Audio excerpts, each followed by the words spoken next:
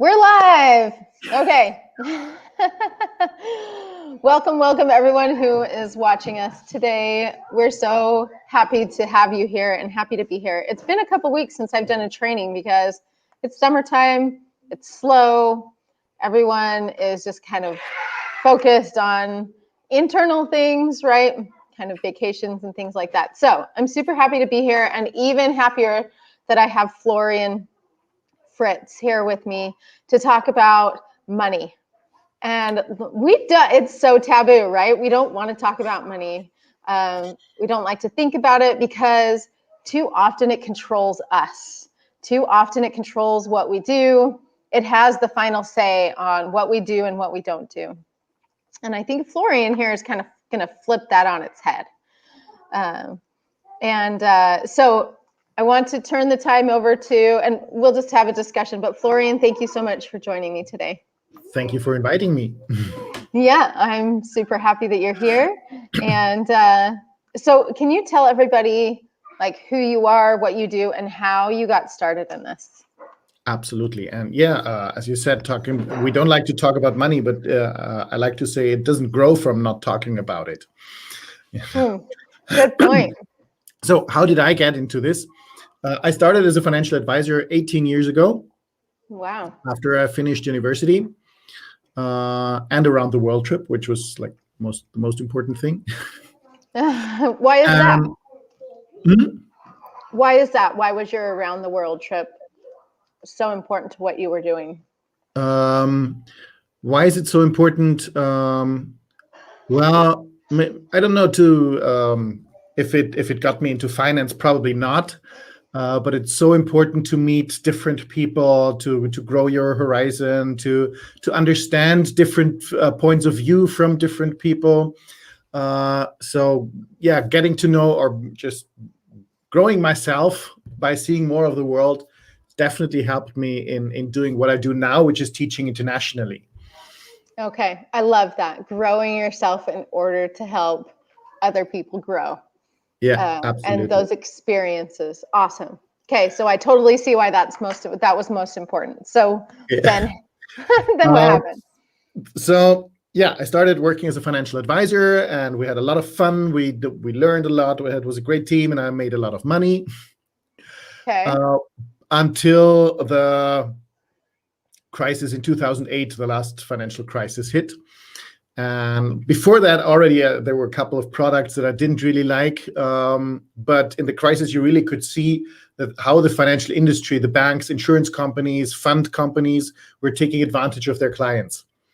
Like the client pays everything and takes all the risk. Mm-hmm. And no matter what's happening, the banks and insurance company get richer. Yeah, it seems like a win-lose situation, no matter how you look at it. Totally a win-lose situation. Mm-hmm. And I wasn't really happy with that. I was making lots of the mistakes I was telling my clients not to do, like spending all the money I made instead of keeping more and investing it. So in that situation, I wanted to leave the company and I wanted to do something different. I wanted to learn how you build financial strategies that work, whether the markets are going up, down, sideways, or nowhere at all. But first of all, I didn't know where to start, and I didn't have any money because I had spent everything. And so I started first working with a real estate company, finding investors for them. They had a pretty fair offer that was good for the company, for the clients, and for myself. Okay. And I used that money to start traveling around the world, learning from some of the best trainers there are in finances, in teaching, on how to build strategies for people like Robert Kiyosaki and his Rich Dad advisors, fund manager, big fund or ex-fund managers that switched to teaching. Some great people. And I tested what I was learning there in the real estate company. And that worked pretty well. I grew their sales by 86% on average for 9 years. Wow. So they made a couple of millions with that. Yeah, with that alone, right? You're just one employee in a handful or a lot of employees. And for you to bring in that much improvement. Absolutely. Building a sales team, using financial advisors to bring clients to their product. So that worked out pretty well. And at the same time, of course, and I was after setting all that up, I was working like 5 to 10 hours a week for that, making very handsome money that I spent on my education. And if things go too easy, I don't know if you know that, or if some people who are listening right now, you know that if things go too easy, you somehow have to sabotage yourself, right? Yes, to make things hard so you grow a little bit, right? Yeah. Have you done that, Amy? Have you ever Oh my done gosh, have I ever? In 2018, while I was studying to be certified as a nutrition coach, I developed a heart condition because I was too focused on diet and exercise. So here I was, this health coach telling people how to be healthy, and I was struggling with my own health. So yeah, I totally sabotaged myself without even trying to, but God knew what I needed. So he helped me sabotage my own efforts to see that I was doing things wrong and had to change things up. So yeah, sounds like you did the same thing. Not awesome, but I'm very happy to hear that I'm not the only one doing that. Yeah. I joined because I had too much time. I started another company, a solar energy company, with a partner. Okay. And then I didn't take care of it enough because it was mainly his idea and he was doing all the stuff, and he bankrupted the company. Oh. And suddenly I was there with $500,000 in debt. Oh my goodness. Teaching about money, right? That's the best lesson, is the life lesson. Absolutely. And at the same time, the real estate company said, oh, actually, we don't need that much money anymore. Especially, we don't want to pay the high commissions for you anymore. We don't need new clients, new investors, and we don't want to pay as much as we did. So $500,000 in debt, the nice, easy income gone. Oh my goodness. So what do we do? So I had to do a couple of the things that I learned. Change my spending completely, my budget completely, invest the little money that I had somehow left, saved or hidden, invest with super high risk, start teaching more. I started holding more seminars and that sort of stuff to get some money in again. But it feels really strange teaching about money while filing for bankruptcy, right? I'm sure. It's pretty strange. But it worked out pretty well, because 10 months after I filed for personal bankruptcy, because I can't pay all that stuff. And I don't even feel responsible for it because I didn't cause it. Still impacted you, something you had no choice. 10 months later, I was financially free. Okay, so tell us how this happened. 10 months later, I was financially free by exactly doing that, what I told you, changing my spending, like cutting everything, investing with very high risk. Okay. Which I don't recommend to people who are not in an extreme situation. Yeah, don't do that. Don't do as I did. It might not have worked out, but if you do your research, if you learn that, you have the right mindset, all that stuff, then it can work out pretty quick. And 10 months later, I'm still not rich, and I haven't even paid off all the debts, but from $500,000, there's like 70,000 left. And I can pay all that, cover my costs. So I don't need to work anymore. Wow, that's amazing. Okay, so you're saying the things that you did, you don't recommend people doing. So let's talk about the things you do. Not that extreme. I do recommend lots of the stuff that I did, but I wouldn't invest as extreme as I did. I wouldn't recommend that. Okay. Unless you're in an extreme situation and you say, okay, it doesn't matter. I have $2,000 left and I need to change something, then you can take my approach. There's like a saying, if you're very rich, you can speculate. If you're like medium, you should not speculate. And if you're poor, you have to speculate. So I had to speculate. That's what I did. Usually, depending on where you are, I would recommend a slower approach, maybe. Okay. A safer approach. So you would say, actually, the first thing to do then is to determine where you are financially. Absolutely. That's always when I don't know if in health, what I usually use an example. If you want to lose weight, what's the first thing you should do? step on a scale and know where you are, right? True. And you know more about health. I'm taking just that simple example. But the No. same in finance. What the first thing you should do is make a financial statement. Where am I? Do I have debt? Do I have money? Do I have investments? Do I have income? Are my income higher than my expenses or the other way around? All that stuff. Most people don't know about that. Yeah, there was a study just recently this year that 68%, I think, don't know how much money they spent last month. Okay. And 50%, over 50% of the same study said money is their biggest issue. You see a connection between those two. See a correlation, yes. So, okay. So when they determine then where they are financially, then how do these three pillars play into, becoming financially free? Oh, those are, those three pillars. My three pillars take you to financial freedom. And number one is your mindset.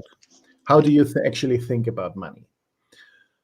That's also here as well. You have to determine, where am I? How is my money mindset right now? Let me show you a simple thing here. Yeah. Everybody wants better results, right? Yes. Everybody. Where do our results come from? They come from our behavior, right? Yeah, for sure. Nobody ever got fit, but it's not the one-time behavior. It's habits. Nobody ever got fat from eating one piece of cake. Exactly. And nobody ever got poor from buying one piece of cake. Right. But if you eat a whole cake every day, you're going to see. Yep, that's for sure. And if you spend a lot of money on things you don't need every day, you'll see a difference in your bank account, right? But where does this behavior come from? Now it gets interesting. It comes from our thoughts. Your attitude around money. If you think you have to work hard for money, what are you probably going to do? You're going to work yourself into the ground.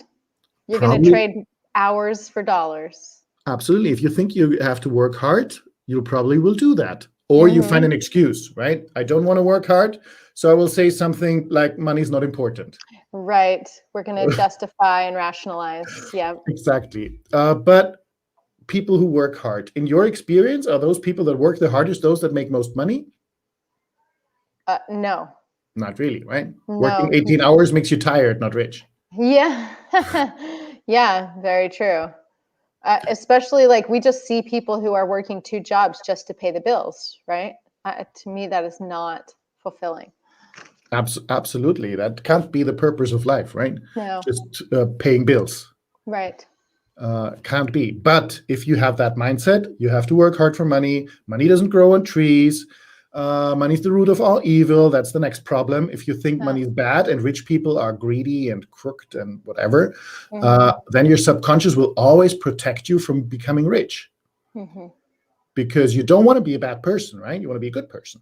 And if you think people are bad, you can't be rich. It doesn't work. That's why that's where does the mindset come from? From our conditioning, right? Where did we hear all that stuff? From our parents, from media, school. So we've been conditioned to think these things. And that's why if you want to change the results, where do you have to start? Here? No, down here.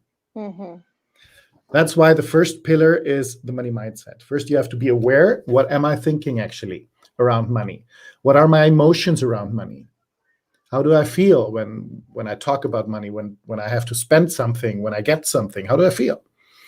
The biggest emotions around money are fear and greed. Fear of what other people will think of me, fear of failure, fear of losing it again, lots of stuff we're afraid of. We have those little voices in our head telling us you don't deserve it, you're not good enough, all that stuff. And fear keeps you from doing something, from taking action, from starting your business, from investing that money, from trying to sell something. Fear keeps you in your comfort zone. And greed pushes you to do something stupid. Yeah, that's a good way to put it. I always teach my clients, the biggest thing for me when I started my business was knowing that an investment was something beneficial, that I wasn't a bad person for wanting to spend that money. It depended on the return on that investment, right? Like what you're spending it on. Are you spending it on something that's not going to give you anything back? It's probably not something you should spend your money on. But I have found the greatest value, like you shared at the beginning, was spending on myself to grow, and then to be able to then do those things for myself, that my computer's going to die. Doing things for yourself that then help you to impact other people, right? And that's what we want to do. That's why we start a business in the first place. Absolutely, yes. And yeah, it's so much, in my opinion, it's better to spend your money on experiences than on things. Yes, exactly right. Except we have that kind of messed up. We're such in a materialistic world that the more things we buy, we think the more well off we are. Yeah, my car, my house, my whatever. Right. Yeah, but yeah, and you buy stuff, you fill your house with more and more stuff, and you never even look at it. You're muted. Yeah, sorry. Okay. Yeah, exactly right. Yeah, so we fill that, and we don't actually never use it. And there's another quote. I've got a huge list of money quotes. I've been doing a daily money quote for a year. So one is too many people spend money they don't have to buy things they don't want to impress people they don't like. So true. And that's exactly what happens. Mm-hmm. That's right. And yeah, once I'm aware of all that, of these beliefs that I have, the emotions that I have around money. Once I'm aware, I can start changing it, putting attention to it, finding more supportive beliefs around money. Like money is easy to make. You just have to pick it up from the street, or money can do lots of good. I can help hundreds of people, thousands of people if I have enough money. It's so much easier to help people out of a position of strength. One of my mentors says, what's the best way to help the poor? Don't be one of them. I like that. That's good. I have to plug in my computer. Yeah, please do. Otherwise, you'll disappear. Yeah, exactly. Okay, good. We're good to go. Okay, that's awesome. Don't be a poor person if you want to help them. There's a quote that I love, actually, that goes right along with that, by Harold B. Lee. And he says, you cannot save another soul until you are standing on higher ground than he is. Like you can't push them up a level, right? And just say, don't worry, I'll get there soon. You got to pull them up. You've got to lead them. So that's awesome. Exactly. Okay, so once they've got their mindset where it needs to be, which I'd love to go into that, but I think we don't have as much time here as we'd like to have to do that. What's the second pillar? We can spend hours on money mindset, absolutely. Yeah, for sure. Second pillar, which is equally important, is your money management. Okay. The biggest difference between financial success and failure is how well you manage your money. Okay, this is my struggle. Yeah, that's what most if I put my all my coaching, all my teaching into one sentence, it's spend less than you earn and invest the difference. If you just follow that, you'll be good. Okay, spend less than you earn and invest the difference. So where would you recommend people invest? Well, that's the third part. That's the third pillar. Oh, okay. So we want to go more into management? Just one quick statistics as well. 82% of all small businesses fail because of bad money management. 82%. That's a lot of businesses that could be running and thriving and all that stuff. Absolutely. That's like I think 60% of all businesses that are started fail. 82% of those fail because of bad cash flow management. Means when you start your business, you have a 54% chance of failing because you handle your money bad. If you know that, why not learn something about money management in the first place? That's a great point. That should be a a prerequisite to starting a business. Yeah, it's not enough to be great at what you do. You also have to be successful in business. You still have to know how to, and I tested it, because the main reason that solar energy company failed was bad money management. Yeah, that's a real life test, wasn't that? Absolutely a big one. Yeah, and pillar number 3, you were already asking, is the money making part. Okay. And that's active income, passive income, and of course investing, making that money work for you, which is my main focus in that part. Because if you make your money work, you want to make your money work for you, so you have to work less for your money. I love it. That's the interesting part. And if you, like Warren Buffett says, if you don't learn how to make money while you sleep, you will have to work until you die. Wise man. Yeah, well, he made some money. A little bit, just a little bit. Just a little bit. So you want to invest, and where you want to invest, that depends totally on you again. There's four asset classes, which is real estate. You can be a millionaire, become a millionaire in real estate in just a couple of years. There's paper investments like stocks and options and futures and that stuff. There's business. You can invest in businesses or in your own business. And there's commodities like gold, silver, oil, that stuff. And you should know some basics, learn some basics of all four, so you can choose which one you actually prefer and then go into that. Or you can do more than one, but preferably start with one, create some success there before you start the next one. Okay. That's awesome. And of course, today we can add crypto maybe as a fifth class. Maybe, yeah. So this is so interesting because, that's not, I do think of real estate as an investment, and I'm looking over at my paper right now while I take notes. So I hope every one of you, whoever's watching us, are taking good notes on this, because I have heard a lot about investing in other companies, like becoming an angel investor, but I don't have $50,000 to throw at someone in hopes that they, will give me an improvement on that investment. Yeah. So to be an angel investment, you should probably have a couple of millions. So you can give 50,000 to 10 companies, and one of them will 10x your money, and the other will disappear. Like, just put extremely, right? But that's how you can be an angel investor. You can't say this one company will be successful. You can do that with lower sums with crowdfunding. You can invest in via crowdfunding. You can invest in company with $500 or something. Okay.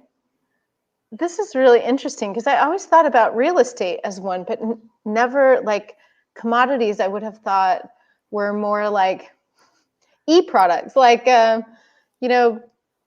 like opening a Shopify store, which I have recently done, selling e-commerce. That's what I was thinking. That's the business part. If you say, I'm buying you can buy a website that's already making money. Okay. And just run that. If you go to flipper.com, you can buy websites that are already making money, and you just keep doing what the people set up to make money. That's really interesting. You can check out if there is something you can buy in your niche that works like as a complement to your business. Okay, so I'm in the health and performance industry. So, for example, you're in the finance. So is there something that you have purchased to help supplement your business? Actually, yes, I did. Would you share that with us? I bought a website, which I'm not using as much as I thought I might, but it came with 14 apps, programmed apps. Okay. Very simple apps. Like he took books that are in the public domain, very, very good books, like where all the financial teachings are coming from, like the Richest Man in Babylon, Think and Grow Rich, and all that stuff. He just took the book and put it in an app so people can read it on their phone for free. And a couple of other very simple financial help apps. So I got those, and people just give their email address to download the app. So it's growing the mailing list. Mm-hmm. I'm not really using it. It's called Financially Unchained is the website, but I'm not really using that. Okay. And it was very cheap, the website. You can go in there, and of course, if you buy a website that's already making 100,000 a year, you'll pay more than if it's only making 100. Obviously. Yeah. So that's the business part. The commodities is things like wood, metals, water, then agricultural stuff like oranges and wheat and coffee. Coffee is a hugely traded commodity. You can invest in coffee if you like, and of course gold, silver, uranium, all that stuff. That's commodities. Oil. Okay. You can make. Oil. I made like 50% over the last year on oil. Oh, okay. Huh. So you know what you're doing when you invest in those things. That's so. A little bit, yeah. Yeah. I hope. So is that something then that you help people do, is to learn how to kind of put their feelers out into these different markets to grow their income? Also depending on the person, if you say, I do want to invest my money because I don't want to get like 0% in the bank. I want to do something, but I don't know what. There is a couple of but I don't have the time. Right? Of course. That's most people. I don't have the time. Okay. Do you have an hour a month? Everybody can handle an hour a month, right? Yeah. So we started with a very simple strategy. You can start that with, I don't know, $20 or $30 a month, and just do a simple strategy where you take things like oil or gold or big companies like, I don't know, Apple or whatever. You take those, following a couple of rules, choosing which one you're actually taking, invest every month, and you will end up somewhere between 15 and 20% usually a year. Wow. And sometimes if it works great, like with oil, which had a huge dip last year, it's 50%. But still, over time, that's pretty cool. Yeah. Growth. Yeah. So on average, you can calculate 15 to 20% a year, which is compared to what you usually get with the effort you're doing 1 hour a month. Pretty good and very, very easy. So I start teaching these very simple strategies that everybody can do without becoming an expert, without taking too much time. Because if you really want to go into stock trading, and I still wouldn't call myself an expert on that, you'll have to invest a lot more time. So we do simple strategies that help you to grow your money. That's awesome. That's awesome. Okay, so if which I'm totally interested now. I mean, I was before, and I really appreciate this conversation. But if people are interested in working with you and going further with you on this, how can they find you? What? The easiest way is to join my Facebook group. Okay. Which is it's called Money Hero. I can give you the link, just a second. Yeah.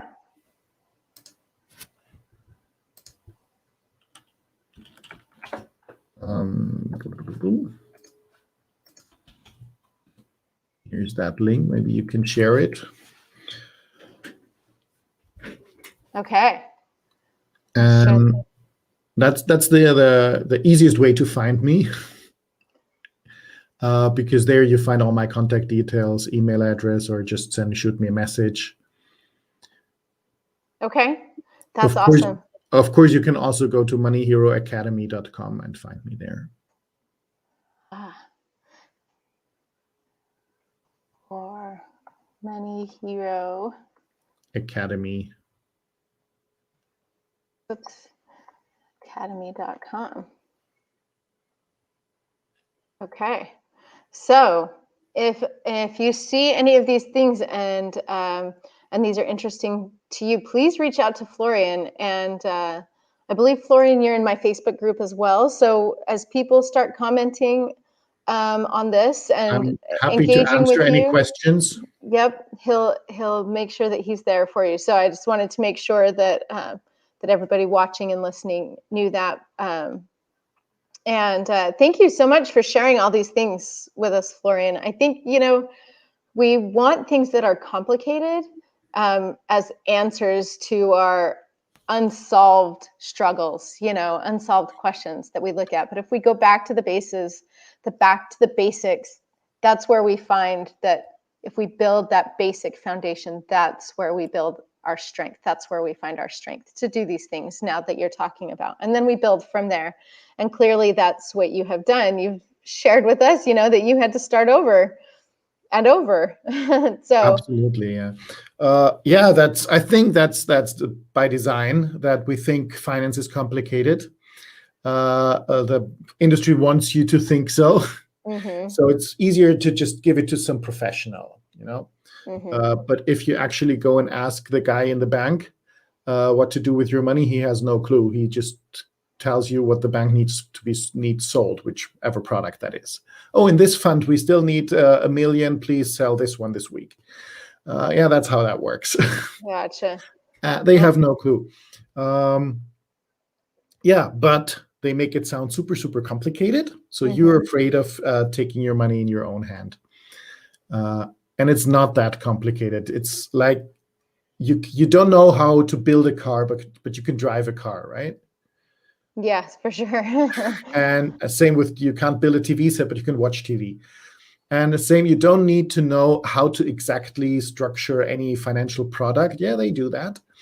You just need to know which one is actually good for you and how to buy it and how to sell it. And what fits your situation. Make your own personal financial plan. But that's sort of common sense if you know a couple of rules. It's not that complicated. So everybody can take their finance in their own hand and be a lot more successful than by giving it to other people. Because whose interest will those other people have in mind in the first place? Only theirs. Yeah. Their own, not yours. Yeah. And that's kind of all how we live our lives. Like the bottom line is, how do I support my life? Right? How do I reach my goals? How do I obtain what I want? For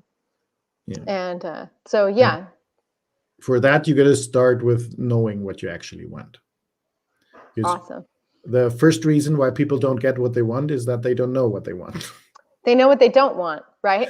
Yeah, well, that's a start, but not enough. Knowing what you want, that requires clarity. Exactly right. That's something that I teach my clients to do too. That is one of the 4 things that we focus on, is getting that clarity, because then it creates this energy in your life, this momentum, because you know where you're going and you kind of have that clear path on how to get there once you know what you want. So the how comes easier when you know what it is and why you want it. So awesome. Thank you so much, Florian. Really enjoyed this conversation. Thanks for inviting me again.